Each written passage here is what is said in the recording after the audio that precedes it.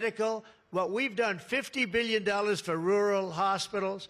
And remember, no tax on tips, no tax on Social Security, no tax on... Think of all of these things that we've done. This is the biggest, this is the greatest bill. Social Security, no tax on overtime, but no tax on tips. I got that from a waitress in Nevada. I was making a speech, and I'm at one of my restaurants in the hotel I own there, and I say, how are you doing? Well, sir, it's terrible. They're taxing my tips. They're going, I wouldn't have even thought that. And I looked at it, and she said to me, sir, there should be no tax on tips. I said, say it one time more. No tax on tips. I walked outside to the press. I said, there will be no tax on tips. She was right. And we won that state by a lot. That's not a state that we win by that much, David, but we won it by a lot. So it was pretty good. But that bill is chock full of so many different things. So it was the biggest bill. I'm actually saying this to the fake news so that they maybe print it, but maybe not, because you people know. It was the biggest bill ever passed in Congress. And what we did was a little risky. We put everything into the bill, John, right? And some people were against it. They said, no, you got to do small bites. And we gave it a shot, and we got it passed. I got a call from John. He said, it was 3 o'clock in the morning, sir, we have 4 hard no's. Could you please call him? I say, what time is it, John? It's 4 o'clock in the morning, sir. So I call up. One of you is sitting right here. I said, Jim, could I say hello to you? It's 4 o'clock in the morning, right? He said, sir, you have my vote. I said, wow. Then I called up another person. I'll use fictitious names. Doug, could I get your vote? You've got it, sir. Then I called up another one. How about Josh? Could I have your vote, Josh? Because I like Josh. And Josh, who can be very difficult, said, sir, you have my vote. His wife was screaming at him on the other side. Sir, you have my vote. But I called people, and they weren't really hard-nosed. They wanted a little attention, unfortunately, at 4 in the morning. Sometimes I like the ones that don't like the attention, but we'll take it anywhere we can. And we got it passed, right, John? And nobody thought that could happen because you have a small majority. And in the how about in the House, we had a majority of 3. We actually went down after that for a period of about 2 months. We went down to a majority in the House of 1. And I kept saying, you know, because I'll tell you, Mike Johnson's great. The team, these 2 teams, did you ever see 2 people more different? One's tall, one's slightly less tall. We want to be polite. They are very different people, but they're the same in terms of talent. They did the 2 guys, and they get along incredibly well. We all do. We get along great. But we passed a bill. We don't need to pass any more bills. We got everything in that bill. There's nothing else we have to put. We got the largest tax cuts in history. We got the extension of the Trump tax cuts. We got all of these things. And, you know, remember, they lie. They will look at I saw it the other day, they were talking about, I call it the great big beautiful bill, but that's what it is, the great big beautiful, the biggest bill ever passed. And what they say, they make up stories. And I saw they were interviewing a senator, and they said, well, what's wrong with their bill? He didn't know what to say, because there's nothing he could say. It covers everything. He said, death, death. It brings death. Now, if I'm a regular person and I hear that, I say, oh, that's terrible. But it's just the opposite. It brings life. It brings Medicaid, Medicare, Social Security. It secures all those things. And they just are so bad. You know, they said death. It was like death. And there's nothing about death. Theirs is death, because they're going to lose Medicaid. They're going to lose Social Security. They're going to lose Medicare. All of those things are going to be gone because the whole country would be bankrupt, and you're not going to have any kind of medical insurance. So with us, it's the opposite. And it's a great bill. We don't need any more. And I want to just say, from the beginning, our message has been very simple. We will not be extorted on this crazy plot of theirs. They've never done this before. Nobody has. You always vote for an extension. Chuck Schumer and the Senate Democrats need to vote for the clean, bipartisan CR and reopen our government. It's got to be reopened right now. We're not doing that. They are the obstructionists. And the reason they're doing it is because we're doing so well. We're doing well all over the world. We're doing well with the close to $20 trillion that I just told you about, it will be that number. But even if you take it down to over 17, that's a guarantee. We're doing well with everything. Car plants are pouring back into our country. AI plants, we're leading, we're dominating China right now in AI. And I did something that I think you'd like, because we have an old grid. It's a tired grid. It doesn't have the juice that you need to fire up these plants. You know, these plants will need more than double the energy we have right now for the whole country. That's how big it is. And we can't do that. There's no way we can do that. China is building right now 52 power stations. But I did something better. I'm letting everybody build their own power plant, so they'll become like an electric utility in addition to AI. But if they want to build their own plant and we get their approvals within less than a month, it used to take 5 years prior to rejection.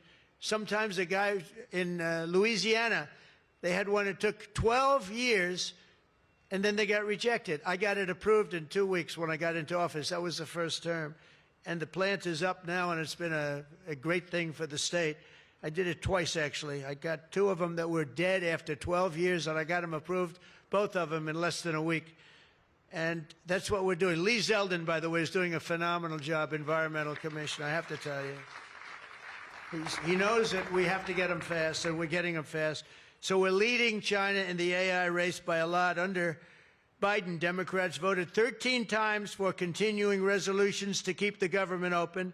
And all we want is simply to ask them to do it once again. They always voted for it. They never voted against it. Nobody votes against it. But they do that, and they do. It's partially my fault. I mean, I'm watching you, and I'm looking at all these great faces that I've seen, really great people. I think with few exceptions, a couple of you I don't like that much, but with few exceptions, great people. And you look at what they do, and you look at the game they play, and it's a horrible game. And, you know, we have the hottest country ever.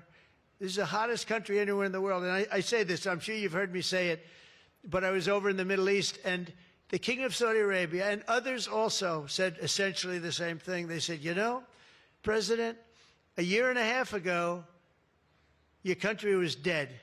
We never thought we'd see this. And right now, you have the hottest country anywhere in the world. We do. We have the hottest country anywhere in the world, which tells you about leadership, and that includes your leadership. So as you know, my door is always open to anyone. It's not like that AOC. How about her, where she said, she's talking about having rebellions and everything. She said, well, my door is always open. But she's not the leader. I'm sure the leaders felt very nicely about when she said her door is open. Who the hell wants to go into her door anyway? She doesn't know what the hell she's talking about. She's the one that started. You know, I remember, I'll never forget, she never took a course on the environment. And I watched her one day, and she was on television. She said, yes, our planet will be dead within 12 years. That was a long time ago. Our planet was supposed to be dead. Remember the 12-year theory? We were environmentally dead. Now, these people, they've got an agenda that nobody quite understands. The good news is they don't understand it either. They really have no idea. But the people do. The people understand. We're giving you the biggest tax cuts in history. All of these things, it all adds up that we should do fantastically well in the midterm. The only thing wrong with the midterms is that statistically, when you look, a president gets elected, and for some reason, and nobody, even the great John Thune, cannot explain to me, for some reason, even if he's a reasonably good president, and we've had success like nobody, but for some reason, you lose the midterms. I don't know why. I mean, the odds are tremendously against, like 92% or something. It doesn't make sense. If you have a great presidency, it only makes sense that you win the midterm. So there should be no reason for it. Somebody's going to explain there might be some dark, deep psychological reason where they want to vote the opposite way. I don't know what it is, but we have to win the midterms. Otherwise, all of the things that we've done, so many of them are going to be taken away by the radical left lunatics. I mean, we're going to end up with a communist mayor in New York. Can you believe it? A communist.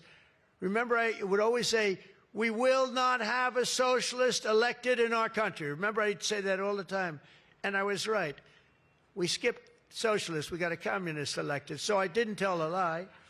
I didn't tell a lie. I was right. We'll have a communist, not a socialist.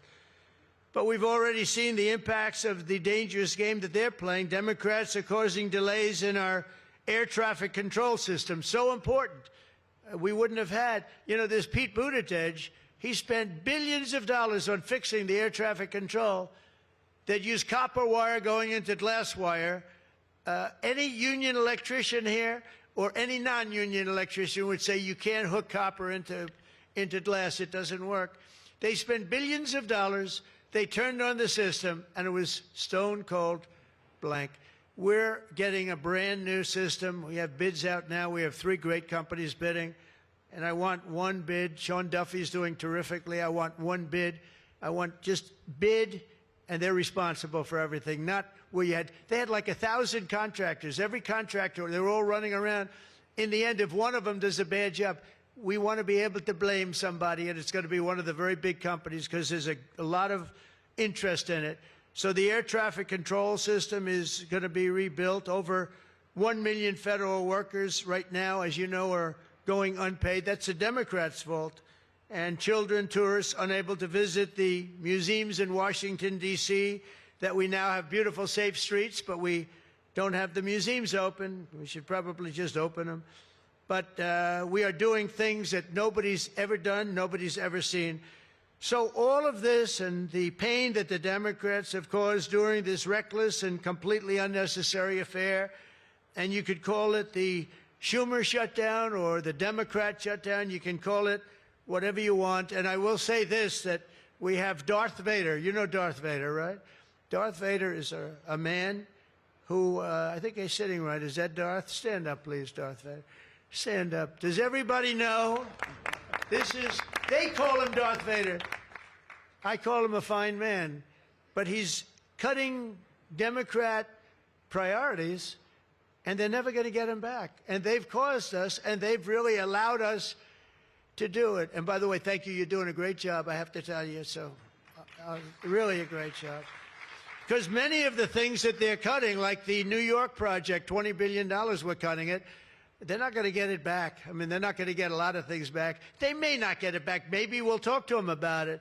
But they're losing all the things that they wanted. But many of the things that they wanted are things that we don't want. Things that are just so bad for our country. And we're cutting those things out. So while they thought they were doing maybe bad, maybe indirectly they're doing good. The cynical comment that they're losing in all of the polls. He's even losing to AOC +3. Remember +3? What happened to the +3? Are they still around?